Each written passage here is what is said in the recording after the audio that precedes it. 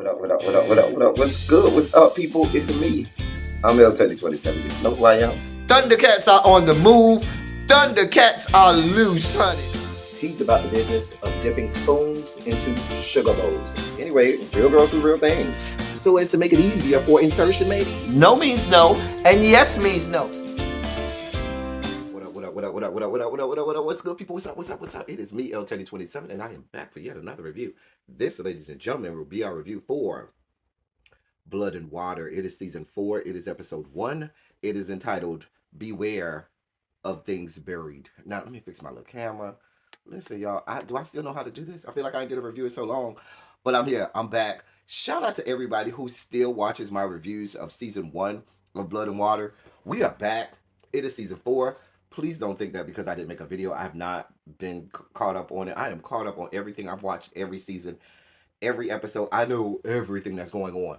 Also, I'm also up to speed on another show that you need to watch if you're watching this season of Blood and Water. We'll get to that a little bit later. Anyway, go ahead and do what you do. Go ahead and click the like button. Subscribe if you're new here. Let your boy know you was here. Leave a comment in the comment section. That's what we do in the comment section. We like to about what we saw. So let's get right down to it because we got a lot of notes. Listen, y'all.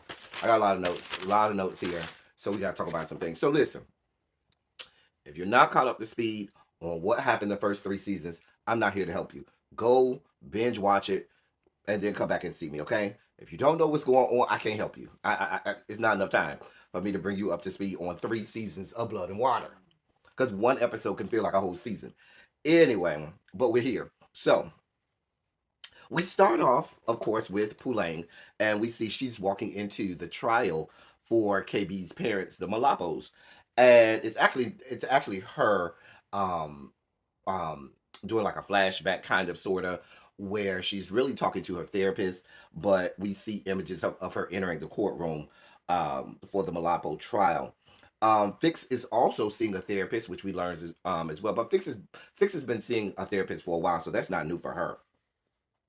Anyway, but when Fix is talking to her therapist, she does a much better job at filling us in and catching us up on some things since last season. So and so we get all of that. We find out about her being an exchange student to Spain. Now, this is where I insert a show that you should be up to speed on. Now, there's another show on Netflix called Elite, Elite, Elite. Now, it is a show. It's in its seventh season. I've watched all seasons of Elite as well. But last season of Elite, I was so surprised because during, I forgot which episode, but close to mid-season of season 7, in pops Fix. Not just the actress that plays Fix the character into the storyline of Elite. And she was a foreign exchange student from South Africa. And so it was so great that I happened to watch both Blood and Water and Elite. And here you have Blood and Water being infused into the show Elite.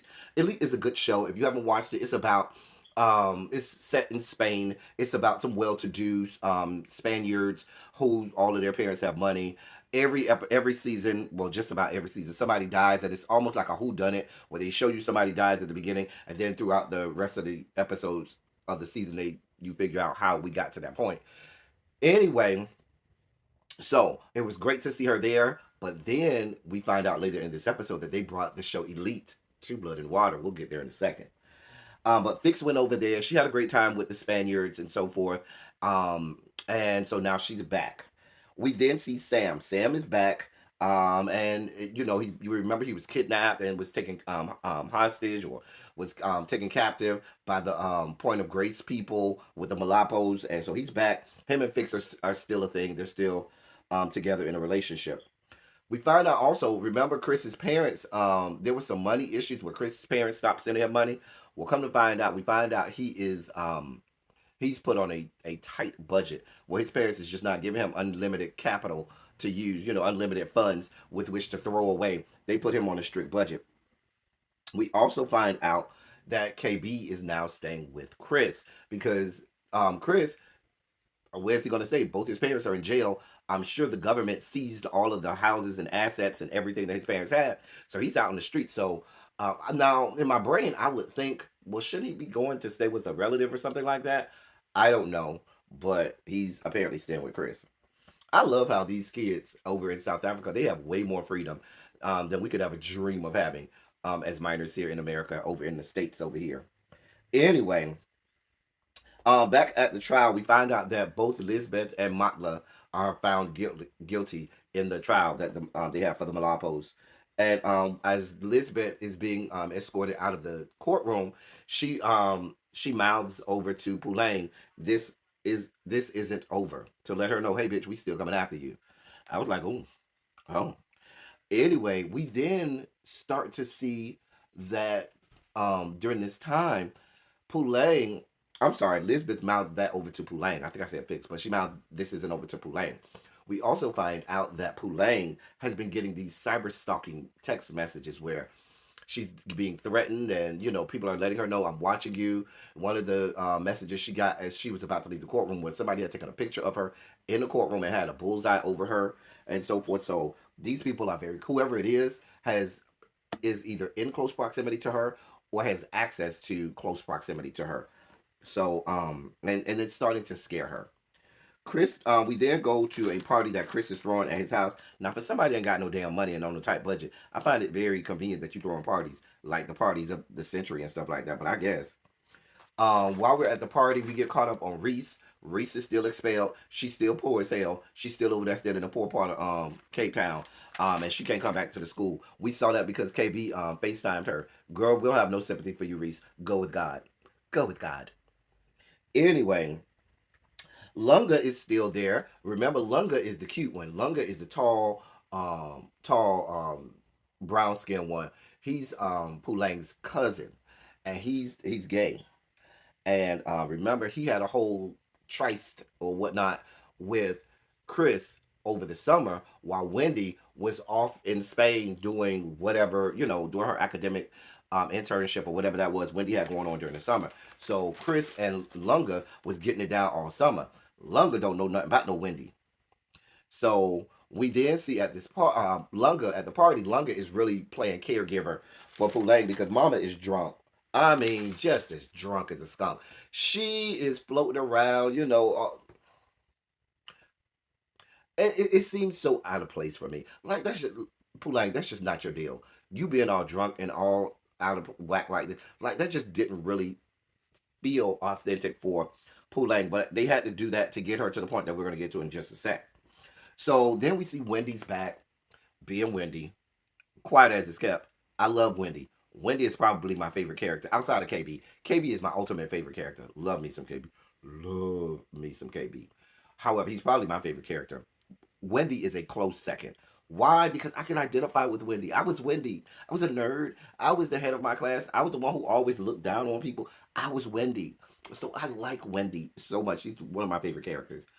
Anyway, so Wendy's there, and Chris act like ain't nothing changed. So he's kissing all on Wendy, and they making out and everything. And who walks into the room? Lunga, and you could tell he's jealous. However, even though he sees them and he gets jealous, he makes real fast friends with Wendy. They had some stuff in common that they knew, some people that they knew. I don't know if it was music, I don't know if it was art, I don't know if it was literature. Somebody that they both knew and had in common that they could, reference, and they became fast friends real quick. How convenient is that? Are you gonna tell Wendy that you was sleeping with her man all summer long? Are you gonna tell Wendy that you was getting some of that white spoon dipped into your black sugar bowl, or that you was dipping your black spoon into that white sugar bowl, or whatever y'all was doing between you and Lunga? Are you gonna tell Wendy that? Because I'm sure Wendy will be devastated if you tell her that. I'm just saying, Lunga, keep it 100. Tell the people what happened. Tell Wendy what happened. Don't ain't Chris ain't doing you no favors, so why should you do him some favors? Wendy, let me talk to you, girl. Let me just let you know, bitch, I know how big your man dick is because he stuck it in me and I stuck mine in him. That's what I would do. I'm just saying. Anyway, um, Vix finally arrives at the party. She comes with Sam. Sam is still kind of suffering from PTSD. Like, certain sounds or certain things will trigger him and he'll, have images and flashbacks from when he was kidnapped and everything. So he's still dealing with some PTSD from being kidnapped and held captive. We then see Pulaine drunk ass. She goes over to this bedroom in the house and nobody else is there. In pops Yvonne. Now, if you don't know Yvonne, Yvonne is from the other show that I told y'all about, called Elite. Now, let me bring y'all real quick up to speed on Yvonne, who he is. Yvonne is a rich boy. Yvonne's dad was a very, very, very super popular, world renowned soccer star, known all over the world, making millions and millions and millions of dollars. That's who his dad was. Now, if you watched Elite, I don't want to ruin it for you. So if you plan to go watch it, I'm probably gonna ruin parts of it for you. So I'm just gonna tell you now. You can just go like this and take your earmuffs down in about a minute or so. So if you watch Elite, you know his dad is this big time mega soccer star, and they end up at that private school in Spain when the dad gets a gig with the soccer team in Spain. Yvonne, who comes there and is a straight teenager, ends up finding out about his sexuality. Now the boy done been through a lot. Just to update you, his dad dies. His boyfriend, I mean, he has a whole lot that goes on. His dad died. He got hit by a car and almost died. His boyfriend, who helped him find out that he was bisexual, ends up leaving him, and because the boyfriend's dad went to jail and they had to leave the country and everything, so he feels lonely. He was just really at that point. He had gotten to a point where he needed to get away from Spain. He had all of this money that his dad had left him, all of the millions and millions and millions of dollars that his dad had left him, and he just wanted to get away from Spain because everything was going bad for him. He just had so every bad thing you could think about happened to Yvonne happened to him. So he got out of Spain, and that's when he agreed to come to South Africa. Go watch all 7 seasons of Elite, and you'll be caught up. Trust me, it's good. Anyway, so him and Pulang, they play this little game or whatnot, this drinking game. They start drinking, they get drunk off their ass. And it's just it starts to spiral. They dancing on each other, all this, that, and the third. She grinding on him, he grinding on her. Bam bam boom, a dick pops into a coochie, and now they're fucking. They in the bed having sex, getting it down. He's dipping his spoon into her sugar bowl, and it is what it is. Now my thing is, if you go into a party, what is the protocol for sex at a party where there's dozens and dozens of people there? Do you get butt ass naked? Because Mulan can't get butt ass naked, but Yvonne did get butt ass naked. Yvonne got butt booty ass naked to have sex with her. I'm tended to think that if you gonna have sex with somebody, what you gonna do is you gonna just pull down your pants, unzip your pants, pull out your meat, and then just shove it in. Now he did put on a condom, which I was glad about, but I don't know that I'm getting fully, completely naked if I'm at somebody else's house having sex and this whole party going on. I'm just saying that's just me. Let me move on. Wade runs into some girl whose parents are famous, have some talk show or something like that, and she likes him, and they have this little flirty thing going on, and she does photography, like he does allegedly. I put allegedly because I don't know if she really does do photography, or she's just saying that or making that up because she's trying to get with Wade because she wants some parts of Wade. Now she's younger than Wade. I think she might be a freshman. I'm not sure, but I think at this point Wade, Pulang, and Fix and all of them, I think they're seniors at this point. I don't know, but she seems younger than him, and she's really into him. And Wade's gonna fall for the sauce. You know how Wade is; he's real gullible. Anyway, KB plays his new song at the party, and everybody loves it. Put a pin in that new song part. The next morning, Pulang's mom reminds her when Pulang got a hangover. She at the kitchen table. Her mom reminds her, "Hey, hey, hey, hey, sweetheart. Hey, dear one, doll, baby, love, bug. You supposed to check in every 30 minutes. What the hell are you doing?" And so she was like, "Listen, I got caught up. I was having a good time." We found out that her mom is interviewing for a new job, and also that Pulang lost her phone. She can't find her phone. Anyway, we then see that Chris sent Pulang's not Pulang. Chris sent KB's song to the local radio station without KB's permission. KB tells Chris, "Hey, I sampled somebody's music and didn't even have permission, didn't even have rights for that song." And Chris was like, "It don't matter. I mean, why would it matter? Hell, Beyonce do that all the time, steal people music and don't give them credit without their permission, and she just paid them off. I mean, if Beyonce could steal people music, why can't KB get it how you live, KB and Chris?" At Fix's house, we see that they done cremated the mama. They got an urn. The mom's ashes are in there. Fix asks her daddy, "What we gonna do with the ashes?" The daddy says, "When school is out, we'll go home to our homeland and we'll scatter the ashes there." We then see that Yvonne is staying with Fix and her dad as a part of the foreign exchange program. We then down to the schoolhouse. Let's go down to the schoolhouse, okay? So we get to school. Yvonne is introduced to the whole gang. We find out that Yvonne had Pulang's phone the whole time, and he gives her his phone. Fix, like I said, Fix introduces Yvonne to the whole school. There's a new principal. There's a guy who's a new principal, and he says he's here to instill order in these kids because they wildly out of control. Y'all know the old principal did not have any institutional control. Wade's mama, she have no institutional control, so they need somebody that's gonna come in and crack the whip because they've been out of order. Poulain goes through her missed messages on her phone after Yvonne gives it back to her, and she sees that the cyber stalker has a video of her and Yvonne having sex at the party.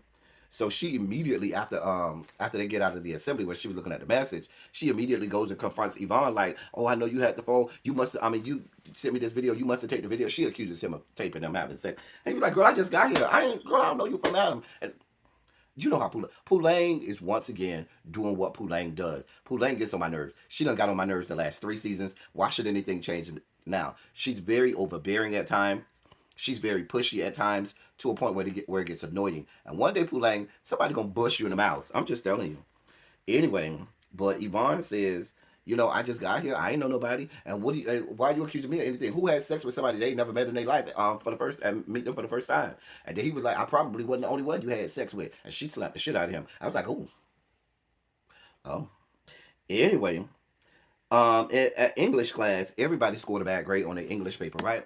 Now, in my brain, as an English teacher for many, many, many years, I wonder if we're in Africa, South Africa, but still Africa, why is it called English? Why wouldn't it be called language arts?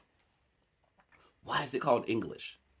I just feel like outside of England, it should be called language arts, not English. I'm just saying, that's just me. I don't know. I could be looking too far into this. Moving on. Wade and that new chick, they exchange phone numbers and IG handles. Something's going on with this new chick. I don't know. I can't put my finger on it, but if I could, I would have to watch it.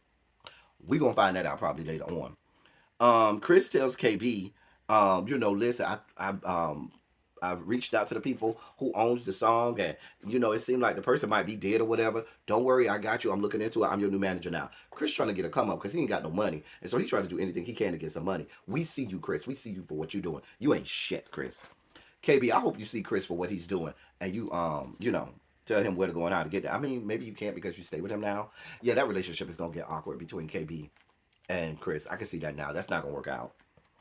Fix then gets into an altercation after losing a race on the swim team. She's still recuperating and recovering from the gunshot wound, so she's not fully healed. So she's not back up to full, speed in terms of her swimming. So she lost to the little freshman girl, the girl who's been flirting with Wade, and they get into this whole altercation. And Fix pushes her in the pool. Excuse me. And one of the other girls videotape it. She films it. So Wendy and Tahira goes to see the principal about their grades. The principal don't have it to do with them. The principal look at them like, baby, I have nothing for you. You got the grade you got. Get over it. Leave me the hell alone. They also find out that the principal seems to be afraid of pigeons. I don't know if he's afraid of birds altogether or pigeons, but baby, when that pigeon flew up in there, bruh man flew up under that table and was screaming like a banshee. Listen, y'all can use that to y'all advantage, Wendy, later. That's gonna come in handy. Um, Poulain shows the video of her that was sent to her by the cyber stalker to Fix, and they come to the agreement that it's probably the Malapos and Point of Grace that's doing that. Poulain goes to see the police about the video, and she finds out that the crooked detective that was working with the Malapos and Point of Grace, he's supposed to be going on trial. He done skipped town. They don't know where he at. He gone. They don't know where he at. He's gone. But the police were of no help, as you could probably imagine. We also find out Poulain's still having a bit of PTSD from all of the stuff that she's going through. Certain things, certain sounds, certain images and places trigger her about some of the things that she's been through over the last season or so. Um, so then Poulain, Fix, Sia, and Poulain's mom, along with Fix's biological dad, they go to play tennis. Now listen, we know that Poulain's mom is actually Fix's mom, but I'm not going. It's gonna get too convoluted. For all intents and purposes, if I say Poulain's mom, that's the mama that we see there. If I say Fix's mom, that's the lady that's dead, that's ashes in the urn. If I say Poulain's dad, that's the man who died in the car crash. If I say Fix's dad, it's the man she stayed with. If I say Fix's biological dad, that's the man with the gray beard that we saw playing tennis with her. Because it's getting all convoluted. There's too many people to think about, and yeah, too many names. So Pulang's they go play tennis. Pulang sends an apology text to Yvonne saying she apologized for accusing him of making a video, and she says she knows it ain't him. Um, if I was Yvonne, I would have told her to go to hell. Anyway, Tahira's having issues because she got to keep her scholarship, and she need a 95 in English in order to keep her scholarship. So she's at this place where she see these kids going and paying this man to write papers for them, and so she's considering doing that. Tahira never make good decisions. Never. Wade and the new girl are still flirting and stuff like that. They go in the little room where you go to develop the pictures, and they all flirting and everything down there. Um, I still don't even know the new girl name that likes Wade. I don't even know this girl name. I probably should learn it. Somebody put it down in the comment section. Sam and Pulane go to the place where he was held captive because they're trying to look for clues to see if anything can help them figure out who's sending these threatening messages to Pulane. And this triggers Sam and his PTSD, and they chase after this little boy, and it was a whole thing. They had to let the little boy go because Sam was about to beat the boy down. I what's going on with Sam's mama? I need to know what's going on with Sam's mom. I don't know. I think Sam's mom might have something to do with something. I don't know, but I want to know what's going on with Sam's mom. At Fix's house, her dad gets on her for competing in the swim team when she said he thought that she was just going there just so she could, just do some light swimming, not knowing that she's trying to compete. And he was like, "Listen, you're not even fully healed yet. Why are you doing this? Da da da da." She brushes him off like she normally does, and was like, "Listen, I'm doing this. Get over it." Chris goes and talks to Lunga about the nature of their relationship now that Wendy is back. Now listen, I don't know what's gonna happen between Chris and Lunga. I don't know. I do think Lunga gonna end up telling Wendy, but I can see Yvonne having sex with Lunga. That I can see. I told y'all Yvonne is bisexual. We learned that from the show Elite. I could see Lunga having sex with Yvonne and Pulane finding out or catching them having sex, and that becoming a whole thing. That's gonna become a whole thing. I can see that happening. And then I can see Chris being jealous that Yvonne has sex with Lunga and Chris having beef with um Yvonne. I can see all of that happening. Lunga's gonna have sex with somebody. I'm telling you. I'm trying to tell you what I know. KB, Pulane, and Fix go to see KB's dad, Montla. Oh yeah, Sam came too. Montla says, "Listen, whoever sending you this shit, it ain't Point of Grace. If it was us, baby, you would know. We don't try to, creep around. You would know if it was us, because we'll bust you across the head and say it's us, Point of Grace." I'm just saying. Anyway, so that didn't go a whole lot of places. KB and his dad had words. KB can't stand his dad, and why do you blame? And KB blame him. The next morning, Pulang and her mom and Sia is riding to school. Sia was like, "Well, why aren't you taking this route?" So Pulang is in her phone. She's trying to text the cyberstalker saying, "Tell me who you are." And her phone starts, to glitch and everything. And Pulang's mom is not paying attention to the road, calling Pulang, and they almost get in a car accident, which triggers Pulang. She starts having a flashback of the accident where her dad died, this, that, and the third. And at the end of it, you see this little cryptic message that says sex tape to be released. That message goes to all of the students at the school that it's about to be a sex tape release. You can't really see who it is. It's blurred out, but you see it's a black girl and a white boy. Now, some people start to say that is Wendy and Chris, but we know it's Pulang and Vaughn.